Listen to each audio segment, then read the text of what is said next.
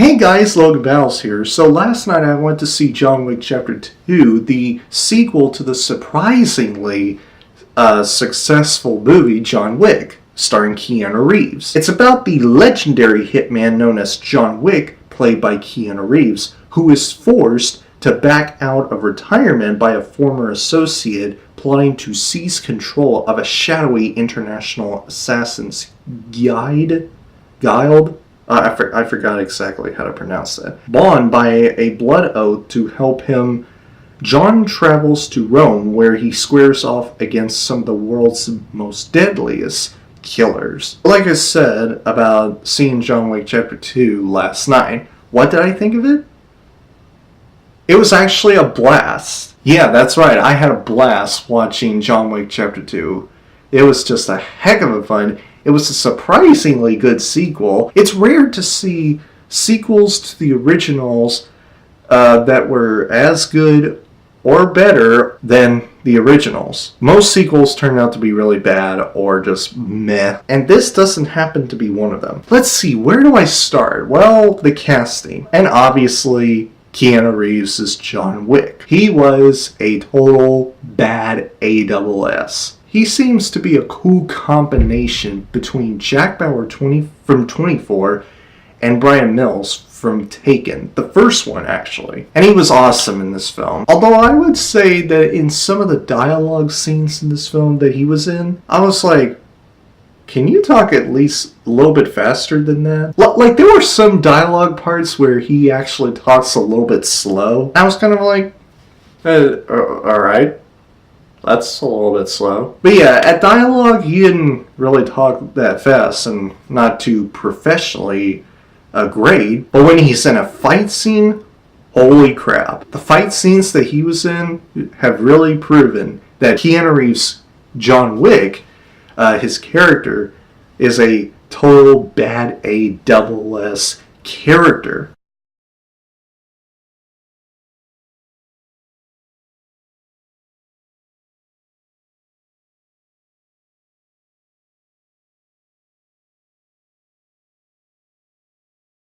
So yeah, Keanu Reeves, coolest actor in the film. And John Wick, coolest character in the film. Now on to other people in the film. I'm going on about Keanu Reeves and his character John Wick. Ian McShane as Winston.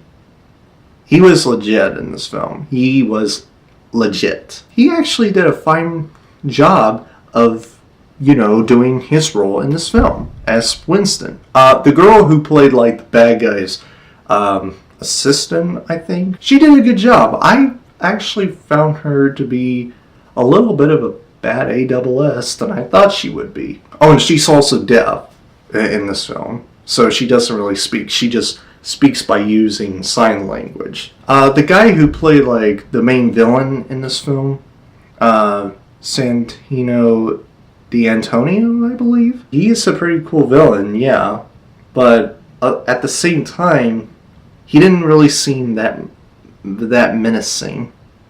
You get what I'm saying? Like, if he was real life, I wouldn't be afraid of him. I would just be like, hey. And just be like that. That's just how much I'm not afraid of of the guy who played, like, the main villain of this film. Hammond as Cassian. He was alright, I guess. I mean, he and the fights between him and Keanu Reeves as John Wick, whoa, wow. Some of the best fight scenes I've seen in this movie. Really. Oh wait, there's one person. Lawrence Fishburne. He's in this film. Yeah, Lawrence Fishburne as... I forgot his character's name. But yeah, anyway, Lawrence Fishburne, he's barely in the film.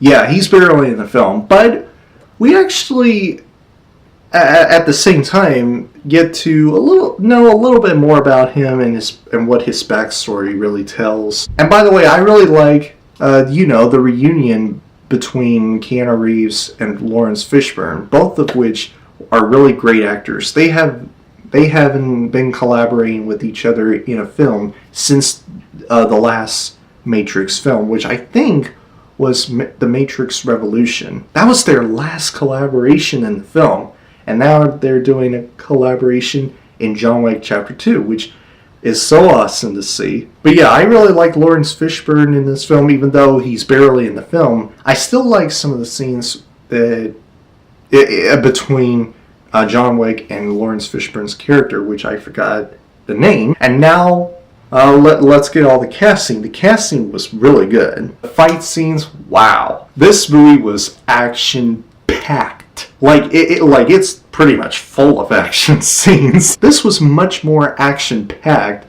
than the first John Wick movie. Anyway, the fight scenes were absolutely legit. The story was well written. It was really good, but I didn't feel as emotionally invested into the story as I was in the first John Wick movie. The story in the first John Wick movie. This one didn't feel emotional at all, or emotionally invested into. The pacing was well made, and some of the dialogue might not be really perfect, but it's just not bad at all. So yeah, guys, overall, I love John Wick Chapter 2. It was a heck of a film to watch. It was a heck of a sequel to the original film to watch. This is the type of sequel that you can really have fun watching, because most sequels turn out to be not so good. Like, you remember what happened in Independence Day Resurgence? Yeah, it was pretty disappointing. So yeah, I would say the casting was really good. The story was not as emotionally investing into as the story in the first John Wick was, but it works for the most part. The pacing was straight up well made, and the action or fight scenes in the film were absolutely top notched. And some of the dialogue didn't really work well. I would recommend going to see John Wick Chapter 2 for those who have not yet seen it. I'm giving John Wick Chapter 2 a gold Medal of Honor.